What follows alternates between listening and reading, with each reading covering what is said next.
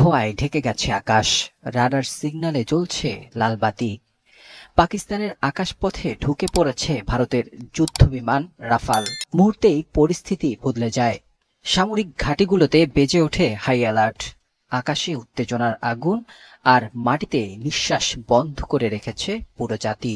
পাকিস্তান জুড়ে এই যখন অবস্থা, ঠিক সেই মুহূর্তে ককপিটে বসা এক নারী, স্কোয়াড্রন লিডার আয়েশা, ঠান্ডা মাথায় চোখ রাখলেন স্ক্রিনে। নিখুঁত নিশানা বেঁধে দিলেন কমান্ডো, লক অন টার্গেট।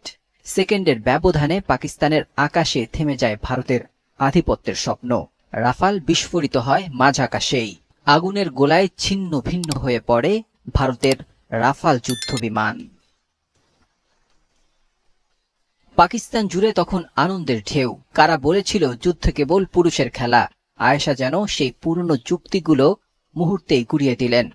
পাকিস্তানের সামরিক ইতিহাসে তিনি প্রথম নারী যিনি শত্রুর যুদ্ধবিমান ভূপাতিত করলেন। এই ঘটনা যেমন সামরিক সাফল্য, তেমনি তা এক বৈপ্লবিক বার্তা।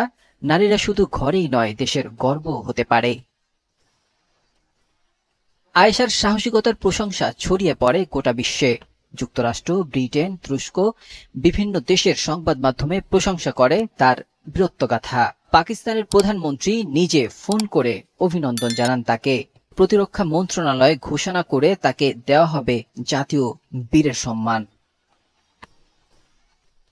বিপরীতে ভারতের মিডিয়ায় তখন হতাশা আর ক্ষোভের ছাপ। 5টি যুদ্ধবিমান হারানোর খবর ছড়িয়ে পড়লে দেশ জুড়ে শুরু হয় সমালোচনার ঝড়। পাকিস্তান দাবি করে 3টি রাফাল এবং 2টি সুখোই ও মিগ সিরিজের যুদ্ধবিমান তারা ধ্বংস করেছে। বন্দী করা হয়েছে পাইলটদেরও। সামরিক বিশ্লেষকরা বলছেন এটি কেবল একটি বিমান ধ্বংসের ঘটনা নয়, বরং পুরো যুদ্ধের মোরাল কম্পাস ঘুরিয়ে দিয়েছে এই অপারেশন। আর এই গল্পের কেন্দ্রে রয়েছে নারী স্কোয়াড্রন লিডার আয়েশা।